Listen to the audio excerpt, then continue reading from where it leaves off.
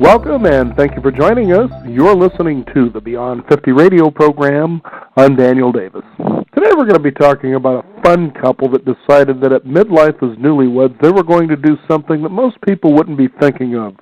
Most people, I would imagine, after being newlywed would probably be thinking about a honeymoon in Hawaii or Costa Rica or maybe a trip overseas to Europe.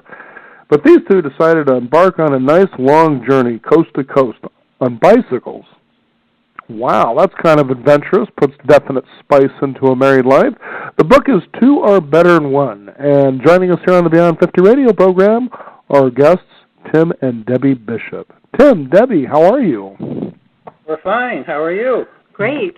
You know, it's kind of hard when you think about it to introduce a book like this because you just want the adventure to unravel through you guys. So I'm going to kind of let you take it away. How did all this start?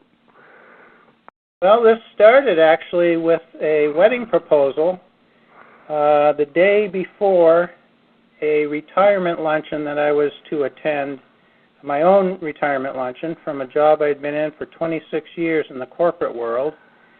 I took Debbie down to Bar Harbor and went up Cadillac Mountain in Acadia National Park and asked her if she would marry me.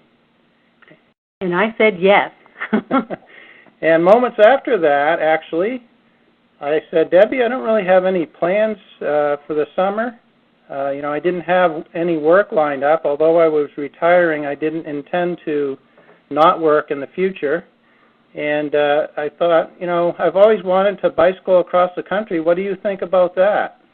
Yeah, and since I've got the summers off as a teacher, I said yes, definitely. I would love to do that.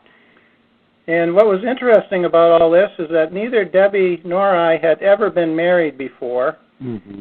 And so that proposal launched a flurry of events that began with the retirement luncheon and then the retirement a week later, and then a wedding that was April 22nd that we got engaged.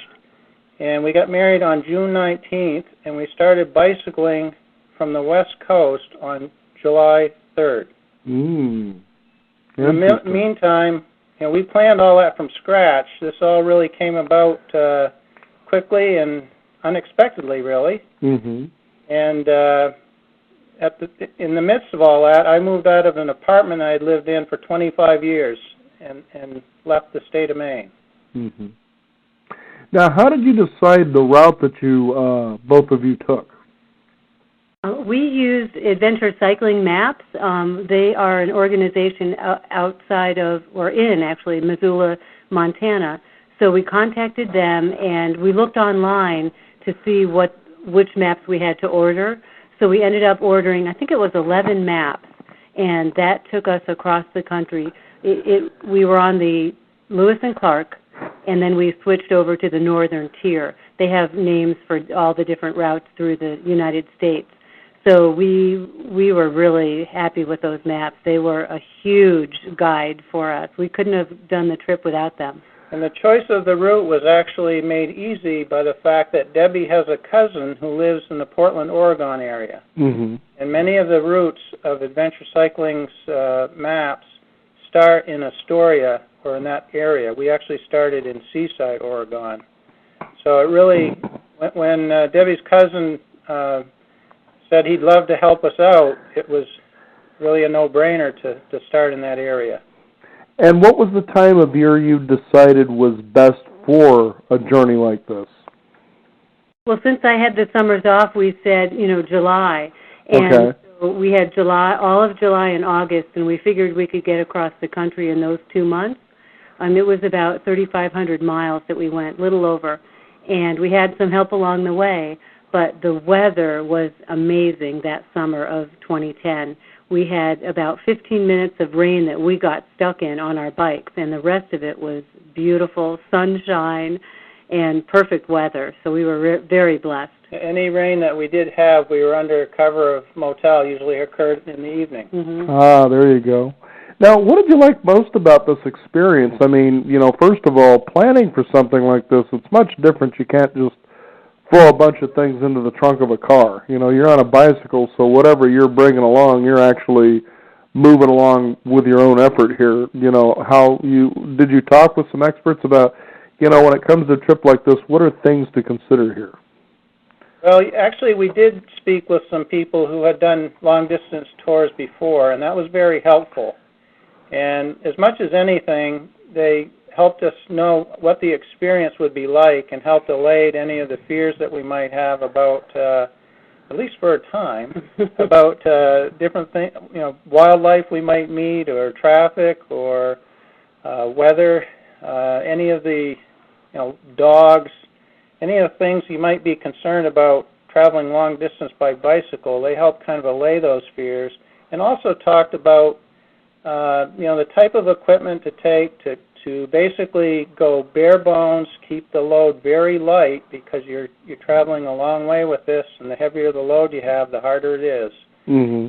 So we talked to experts at some different stores that, you know, advised us on things that would be very useful, and we had a list that we pulled off the Adventure Cycling Association website. They're a nonprofit advocate for touring, and that was helpful as well. So really just solicited advice from several corners and made some judgment calls, and since we had a short timeline, we took some, you know, made some decisions really quickly and just went for it.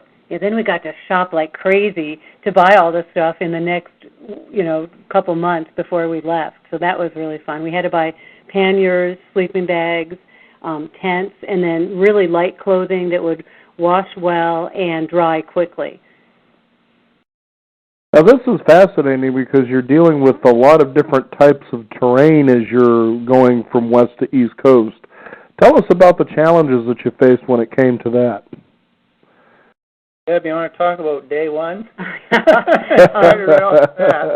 since our wedding was so fast, you know, between the engagement and the wedding, we really didn't have a lot of time to get in shape for this trip.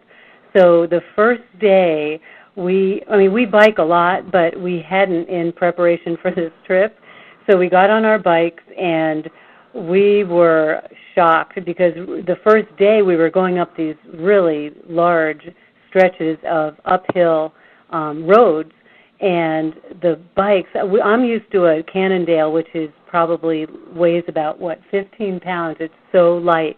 And I think I was carrying about 40 pounds on a bike that weighed about 35 pounds. So there was quite an adjustment to make. And I'd say the first couple weeks were really difficult before we got into, you know, pretty good shape. Yeah, we were not 15 minutes down the road when we hit a hill that we thought, wait a minute, we're on the coast here. We shouldn't be going up hills this quickly. Mm-hmm. And then the open-air restrooms were an interesting adjustment right off the bat as well. Open-air restaurants. Yeah, I had to go to the bathroom. Here we are newly married. We've only been married for, 2 weeks. And I'm standing there, Tim, I have to go to the bathroom pretty much every 10 miles.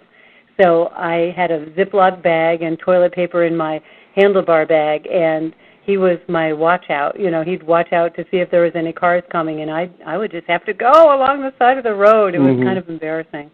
But that was an awakening. As Debbie said, that we were really training for the first 2 weeks in the trip. That was really getting us in shape for the remainder of the trip. Mm-hmm. And a lot of that terrain was fairly mountainous compared to the rest of the trip. Mm-hmm. So we ended up developing some saddle sores. You know, we'd been reading about how that can happen, and people were telling us, but when we really encountered it for ourselves, it really was a wake-up call to, you know, how you try to prevent them, I guess, in terms of cleaning out shorts every single day and letting them bake in the sun, you know, rotating them with another set of shorts, and using some types of creams in the groin area. Sounds like a really fun honeymoon, doesn't it? Yeah, it's exciting. There's no doubt about that. You know, and the thing is to consider that, you know, when you do something like this, you're out on the road, you're together, and you're really together, so you really get to know each other quite a bit more than, you would had you went the traditional route of just a wedding and a honeymoon, so to speak. Yeah, that is really true. That was the best part, I think, of the trip, is just really immersing ourselves in each other and going through tough times right off the bat, you know, and it really wasn't that glamorous. I mean, I had no makeup, no hair dryer. I had to wear the same thing almost every day off the bike, so I wasn't really the, honeymoon wife that I was fantasizing about being. And we took a tent and sleeping bags and used those fairly sparingly because we were newlyweds, but we did need to have them because there were certain areas where you could not get, indoor accommodations. And not to mention there were certain places that you don't pitch a tent, such as the picture that I see here about beware of rattlesnakes. Oh yes, that was that was within the first week. Yeah, that was actually our first campsite. Yeah, we had just gotten a flat tire that right before we got into the campground, so it was getting dark out, and we took a ride through the campground looking for a place to stay, and that's where we saw that shot on the, don't camp here with the rattlesnakes. And of course, since I had to go to the bathroom all the time, we just put the tent sort of close to the bathroom area. There you go. Now, did you spend any time in hotels, or did you mostly camp? Oh no, we did use motels. Actually, at some point, Debbie was on a schedule because she had to get back to school in the fall. So we really tried to ramp up the mileage after we got to the point in the trip where we realized we might be able to get across the country. And because we weren't really sure how we would do with this. So once we were determined to really go for it, we then said, it's more efficient just to get into a motel anyway in terms of time management so that we could log more miles during the day. Now, I noticed, too, that as you read through the book, Two or Better, is that you're both very spiritual and that you would kind of impart what was kind of coming through you through this trip. Tell us about that. Yeah, I mean, I think from the get-go, when Debbie and I, before we got married and we were considering one another as friends for a long time and then got more serious, probably the most important thing to us, I would say definitely the most important thing to us, is that we both share a faith in Christ, and that, coming together as one out on the road, it was just a really, really blessed experience. I mean, everything we encountered on the road, for me, it was all new ground. I'd never been anywhere out west. And to see how God made some of these different areas, how beautiful they were, and to be together with someone that I had prayed for years and had finally come into my life, it was just an awesome celebration. Yes, it really was. And also the thing about the spirituality was, when we had conflicts, at night, we prayed together and read our Bible together. And even when we were mad at each other during the night, or the day rather, things would always work out at night. They say, don't let anger, don't be mad. Don't let the sun go down on your... Yeah. Well, for a minute I was worried that in the daytime you would throw the Bible at each other. No, it was too heavy. Read it at night and throw it at each other during the day. Well, we might have figuratively done that a time or two, but... Yeah. Now, you would have to have a lot of faith, especially on a trip like this, because of the things that you couldn't imagine might happen. And one of the stories you talk about here is, Debbie, is when you were talking with your father and realizing that he was having some complications while you were out on the road. Yeah, that was a difficult time. My dad had come to my wedding, and he actually walked me down the aisle. So here I was at 52, and he was, 85, I think. So he had fallen at the airport on the way home in Denver. He cracked his head open, and my sister didn't tell us when we went on a short honeymoon right after we got married, which didn't include much biking. And so my sister called me on probably about a week later and told me what had happened to my dad. So I had called in Washington, and it was heartbreaking to talk to my dad because he had had a mini strokes, and he was just very, out of it. He didn't even remember that I had gotten married. So that was a really heartbreaking time when I talked to him on the phone. And Tim and I had sort of discussed that because his mom, all of our parents were elderly. His dad had already passed away, but his mom was in her 80s. My mom was 79, I think, at the time, and then my dad was 80, 84, and my stepdad is in his 80s. So we kind of thought maybe something might happen in the next 2 months, but it was a blessing to be able to complete the trip. And actually, my dad got better, and he's still alive, and he's 88 right now, and he's in fairly good health. He's still declining, but not like he was after our wedding. Yeah. Now, tell us, besides that happening, were there other fears that you were kind of sitting on the horizon that you hoped you didn't realize during this trip? And I bring these kinds of things up just to allow our listeners an idea that if they haven't done something like this, but it sounds like something they'd like to do, some things that they can consider from two people like yourselves who've had the experience. I would say I had probably more fears than Debbie did. Debbie's much more adventuresome than I am, and I was concerned about weather at different times, particularly in the Midwest where it's wide open, and, I guess I've watched the Weather Channel too much and seen tornadoes, but right. I'm trying to picture where I would, go for cover in that situation.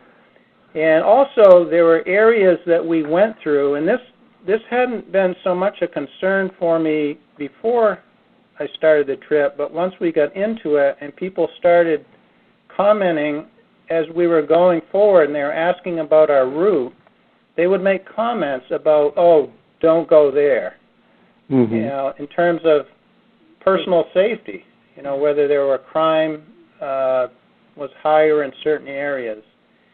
And that kind of raised quite a bit of concern, particularly for me, going along with Debbie, because, Debbie's a nice-looking woman. And to me, it creates more of a target. But when we went through those areas, it was fine. I mean, we did our due diligence, and we got through. And, I mean, for me, it was eerie at times. I'm not sure it was for Debbie, but... Like, what are you worried about? Let's just go. Really, just keep moving. Don't worry about it. I mean, for example, we bicycled right through downtown Cleveland. And you can't get to downtown Cleveland without going through all sorts of different residential areas, none of which I knew anything about. So... But it was fine. I was also concerned before going about animals in a campsite. Neither one of us are campers. And so I was asking questions, of people before we left about, well, what do you do about bears? Lions and tigers and bears. Oh, boy. Now, how many miles did you usually make each day, and was there, sort of a deadline when you wanted to arrive at the end? Oh, yes. I always spend about a week before school starts in my classroom, so I kept on saying to Tim, I want to get back by August 25th. I've got to get back by August 25th. And it was sort of, looking back on it, I'm thinking, why didn't I just shut up and get back when I got back? But that was my target. We ended up finishing September 1st, and so we really tried to average, the first week when we were trying to get into shape, we went like 30-something miles, 40-something, 50. We had a couple high 90s days, but we averaged about 67, yeah. Yeah, but we never, early on it seemed like there's no way in the world we're going to get across because of, like Debbie said, we were doing 40 and 50-mile days. And that, if you project that out over 3,000 to 4,000 miles, we weren't going to make it. No, I wouldn't think so. When ground flattened out and we got in better shape, Mm-hmm. it was a lot easier to log longer miles. And if the original question went to, where did we target each day to stop, that was more governed by where we were and how far away the accommodations were, those types of things. What time we started. Mm-hmm. I wanted to start really early in the morning, and we just never got out of really on the road until at least 9:30, 10. One time we got on the road at 1:30 in the afternoon. So we saw a lot of sunsets, which was really beautiful. Mm-hmm. Fascinating. And what was the final destination? Final destination, that we didn't have a destination until about 2 or 3 days before we ended. That's the way to do a journey, I think. Yeah, the maps would have taken us to Bar Harbor, which would have been neat because that's where I proposed to Debbie in the state of Maine. But we were short on time, and a fellow that I know lives in Cape Elizabeth, Maine, which is just south of Portland, Maine. So that was where we ended up going. And once we arrived there, 12 hours later, Debbie was in her classroom. And I'm sure the kids in the classroom were saying to Debbie, so what did you do this summer? Yeah, really. It was really fun getting back to school, and everyone's like, you look great, because, we just were in really good shape. We got a lot of sun. We were outside every day, so we felt very healthy and happy, and it was such an accomplishment and such an answer to a dream that both of us had, many years. Even before we met, we had the dream to bike across the country. So what are you going to do now that you've achieved this dream? Is there something else you have in mind? Well, I hope to do another bike trip. Last summer we went from Florida to Maine. We did a mom-to-mom tour. My mom lives in Naples, Florida, and then Tim's mom was living in Holton, Maine. So we rode our bikes from Florida to Maine last summer. So hopefully next summer, because that'll be our every 2 years we'll go on a bike tour. 2010, 2012, 2014. There you go.